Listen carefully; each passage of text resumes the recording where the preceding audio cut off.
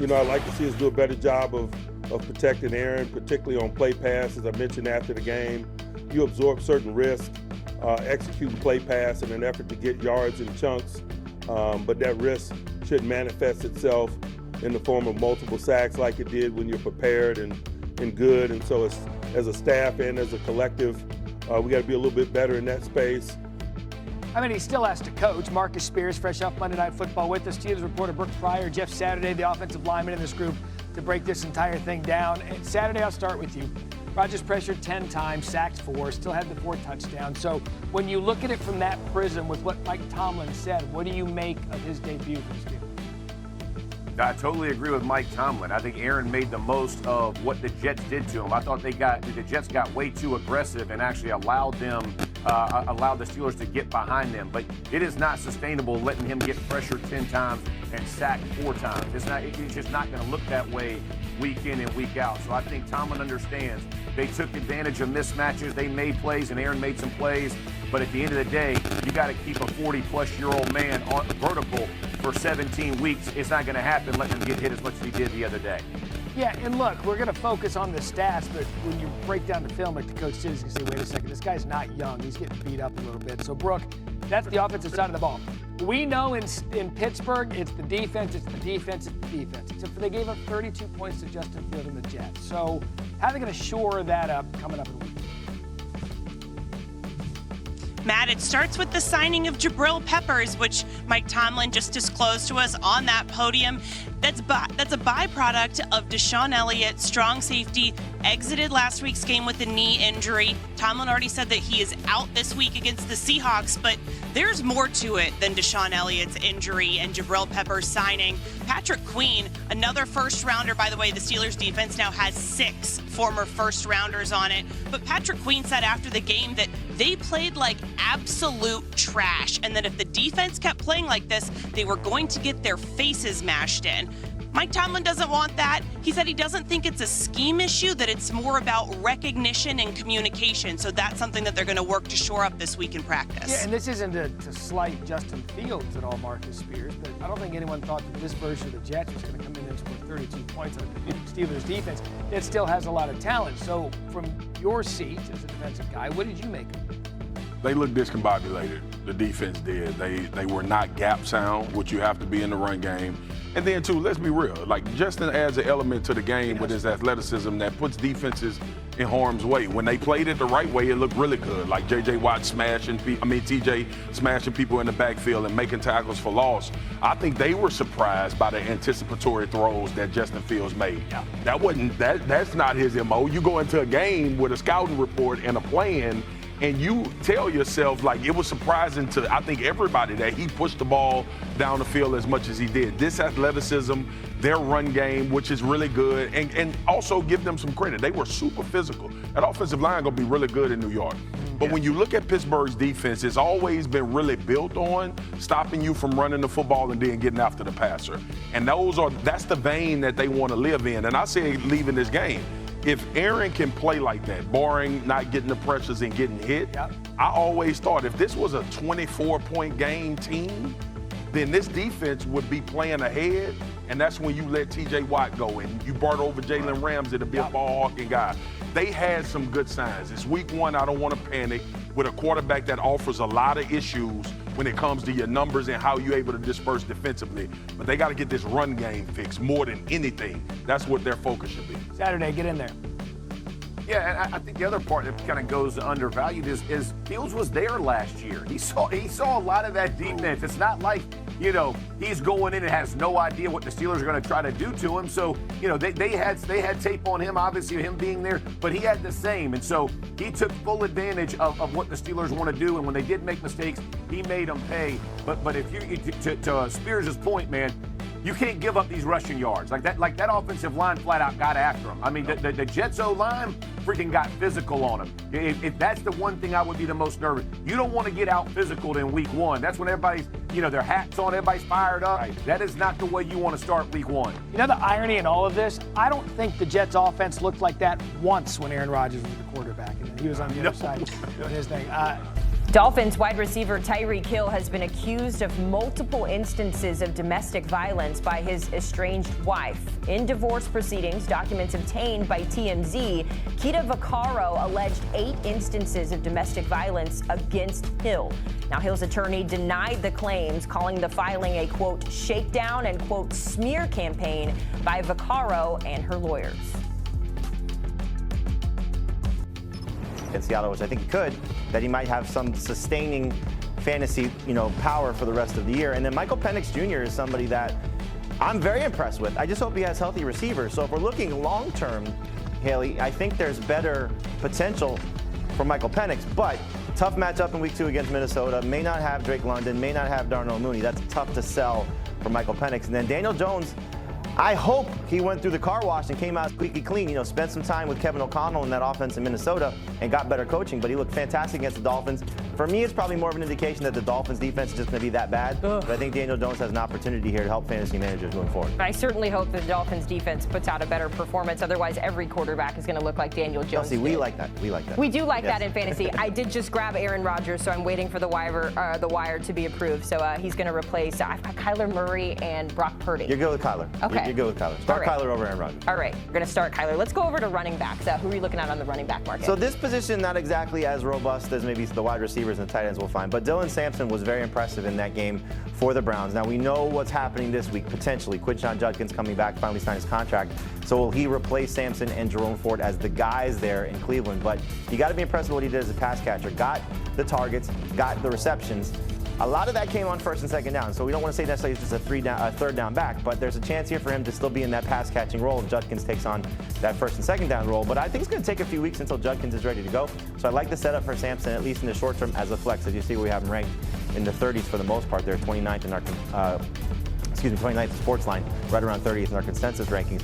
Trey Benson should be rostered in all leagues. We heard all offseason about the 1 and 1A, James Conner, Trey Benson sharing work. He had a nice 52-yard run in the win over New Orleans. But obviously, if something happens to James Conner, we're talking about a lottery ticket potential top 20 running back here in Trey Benson. You're not going to start him anytime soon, but certainly someone you want to stash on your bench. And then you look at Kenneth Gainwell and just the role that he's going to play in Pittsburgh. He's going to be the second guy in there. He's going to work on some pass down situations. He's an injury to Jaylen Warren from becoming maybe a prominent piece of this passing attack and really this entire rushing game here, because I don't think Caleb Johnson's ready to go. So Kenneth Gainwell not going to be added in the majority of leagues. As you see his roster percentage here, only 3%. But in deeper formats, he should absolutely be on your team, especially 14, 16-team leagues.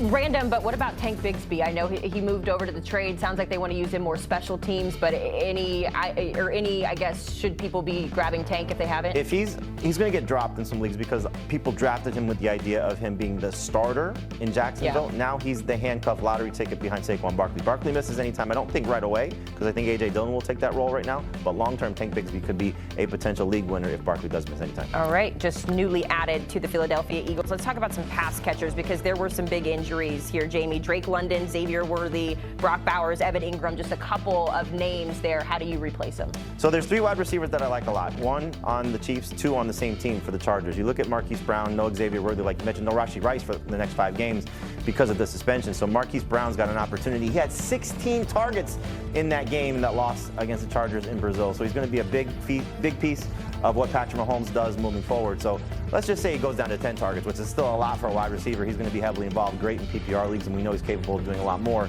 based on what he showed us in Baltimore and in Arizona. I think you look at the 2 guys for the Chargers, and Keenan Allen and Quentin Johnston, both coming off strong games. For Keenan Allen, it's understandable. He gets reunited with Justin Herbert, has a chance to get that rapport back going, and he looked fantastic against the Chiefs. But Quentin Johnston, you go back to the end of last season, everybody thought he was going to be written off. They draft Trey Harris, they draft Lambert Smith, they bring in Mike Williams, they bring in Keenan Allen, and it's just still the Quentin Johnston opportunity is still there, not going away. So I like the setup for him. And then when you go to the tight end position, Haley, you're looking at a few guys that have a chance to make a lot of plays, building off what they did in week 1. Harold Fannin Jr. was unbelievable in college. 155 catches in 2024. He's going to be a big piece of what this Browns offense continues to look like. I don't know if he'll out-target David Njoku moving forward, but I like the opportunity to pick him up and see what happens heading into week 2 against Baltimore. Juwan Johnson played 99% of the snaps. I don't know what snap they took him off the field for, but he obviously is going to be a big piece of what Spencer Rattler is looking for. Led the team, second on the team in targets behind Chris Olave. Great opportunity for him to build off another strong season last year. 5 of his last 7 games, 12 or more PPR points. And Jonnu Smith, I think everybody thought, myself included, he leaves Miami, goes to Pittsburgh. He's not going to be involved. Again, 6 targets, 5 catches, got the little pop pass for a touchdown on the 3-yard line there. So something that they're trying to manufacture, give him some work. We know Arthur Smith loves Jonnu Smith, so Jonnu Smith might still be a thing moving forward. Still Steelers looking for that second option in the passing game. I was able to snap Jonnu Smith in like round 9. I think he was still available and hanging out, so I have him in one of my leagues. That makes me feel good. Okay, so you gave us a lot of options to add on. Who are we dropping here after week 1? So if you're picking up guys like Aaron Rodgers and Michael Penix, you're probably dropping your quarterback, especially if you're trying to cycle through those number 2 quarterbacks. And I think you look at just the unfortunate play of C.J. Stroud and Tua Tagovailoa. What do they have in common? Bad offensive lines. So I don't think they're going to get better anytime soon. Tough matchups moving forward. Not so much for Tua taking on the Patriots in week 2, but C.J. Stroud, just something you have to keep an eye on with him. Can he continue to build off what was, or can he rebound from what we saw last year, which was just a really, really poor season overall, second half of the season, especially once we saw some injuries to the receiving core. And Tua right now just looks lost with 3 turnovers, 2 interceptions, and the fumble. When you go to the running back position, it's time to just start to shed some of the guys at the end of your bench. One in particular for me, which I was very excited about, is Jerome Ford. But that was when we thought Quinshon Judkins not coming back anytime soon. Now that Judkins is back, Sampson looked like he did. Ford, somebody you can move on from. And at the wide receiver position, there's some big name guys that you probably could get away from. Rashad Bateman, just too many mouths to feed in the Baltimore offense. And Adam Thielen, just an unfortunate situation. We thought he needed to get off to a great start and maybe give you those 3 games of quality production until Jordan Addison comes back. Well, he had the bad game in week 1. I do like the next 2 matchups against Atlanta and Cincinnati, but he's somebody you can move on from as well. All right, so team trophy wife, sorry, Adam Thielen, you're out of there. We're making room for Aaron Rodgers to come in. Jamie, great stuff as always. Plenty more from our Fantasy Football Today crew. This team works around the clock 24/7 to bring you the latest news and notes like you just heard right now on CBS Sports HQ. For even more insight when it comes to the fantasy football aspect of the game, scan that QR code right now to get locked in. Of course, as we know, there are more than just adding and dropping players. You can also make a trade. Our guy Dave Richards sitting in the chair with some trades you need to make right now. And Dave is with me. All right, Dave, so I dropped Adam Thielen. I've got Aaron Rodgers, hopefully in the waiver wire. I'm not sure where I'm at in my queue here, but maybe if I'm wanting to make some trades here, let's start with a player we want to get rid of. Who are we trading away? We want to trade away players who overperformed in week number 1, and maybe their value is a little bit inflated. So the name that came right at the top of my list was Zay Flowers of the Baltimore Ravens. We saw him with a huge game against Buffalo. It's not how the Ravens want to play football. They don't want to go and throw the ball 30-plus times a game. They want to run it, be balanced, lean on Derrick Henry a little bit. Not that they have a problem throwing. I mean, Lamar Jackson is an MVP candidate year in and year out, but Zay Flowers just way too flighty. If you can turn him into Tyler Warren in full PPR, I would do it. How about Rome Odunze? How about in non-PPR, DeAndre Swift or Bill? Ja'Cory Krosky-Merritt. Our boy got in. You know, people could always use running backs, and those guys are going to continue to play. I think Zay Flowers could be a headache for fantasy managers, especially in half PPR and non-PPR leagues. This is why you guys need to listen to the Fantasy Football Today podcast, and even here on CBS Sports HQ, because you, Jamie, and I were on the segment when the depth chart came out for Washington, and everyone was so concerned because our boy Bill was the fourth listed on the depth chart. That means nothing. There's no way that Dan Quinn or Cliff Kingsbury made that depth chart and sent it out. They knew what weapon they had. They traded Brian Robinson. That's when you knew that Bill was going to be a thing. All right, so we're looking at overperformers to trade away. What about some names that we should be trading for to make our teams better? So A.J. Brown is a name that showed up in my X feed a lot when I asked for people, well, who are you trading away? What kind of offers are you getting? And A.J. Brown was in there because it was a dud of a week 1 game, but we know how talented he is. And he didn't look right in week 1. I would imagine that at some point down the line, he's going to look like himself. The schedule gets better for Philadelphia as we move forward. So there are 2 trades that I saw. I want to critique these trades. You can be a part of this. Okay. So one person said that they gave up Devontae Adams and Matthew Golden to get A.J. Brown. Ugh. I agree. Your that face says it all. thumbs down I for would me. much, right. That's too much for AJB. Listen to this one. Jalen Waddle and Rashid Shaheed for A.J. Brown.